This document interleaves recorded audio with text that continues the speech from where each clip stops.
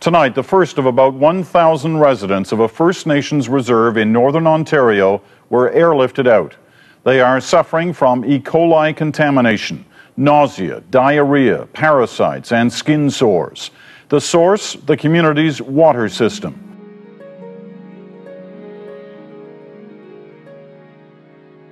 First Nation peoples have lived in harmony with our ecosystems for millennia. The waterways we knew intimately were revered for providing us with sustenance for countless generations. However, from the onset of industrialization to accumulating environmental degradation, there is mounting pressure for our people to safeguard water systems from various forms of contamination. If there is magic on this planet, it happens in the water. Water fills our bodies and is the solvent of life. It is the source of all life and our nurturer. Water is so important, and it's increasingly getting more and more precious as the years go on. And when I was a kid, we used to just be able to drink out of any stream or find any fresh water source. You can't do that today. You have to find clean, reliable drinking water. In light of the numerous cases of poor quality drinking water on First Nation reserves, First Nation peoples are becoming more aware of how important it is to ensure that Native communities have the best water quality possible to improve the quality of life in First Nation communities. If you don't have a good water quality and your quality of life is diminished.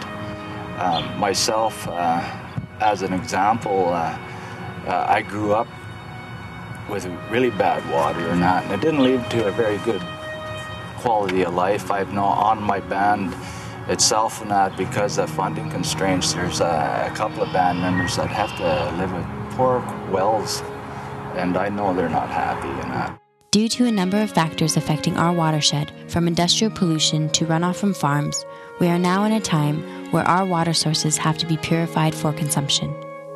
Otherwise, we face dangerous and even fatal effects from drinking the very water that is vital for our health and well-being. Well, at one time water was fairly good, and unfortunately that's not the case anymore. People don't understand, what comes out of the tap may not be good for you.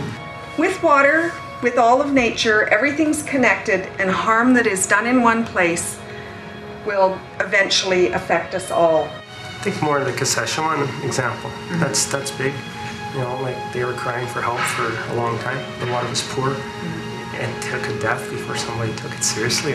In the past, the only time something was done to community water systems is when somebody got sick. And a lot of times when you got sick, you didn't know it was the water. You thought it was something else. I know that before the water treatment plant was put in our communities, our water was abysmal. Our people were always very, very sick.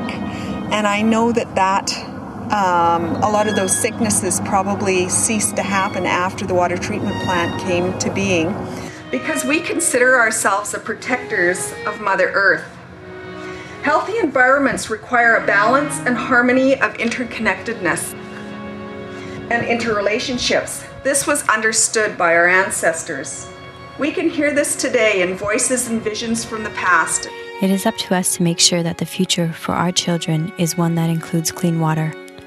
It is vital now more than ever for First Nation peoples to be the water keepers we have been since time immemorial.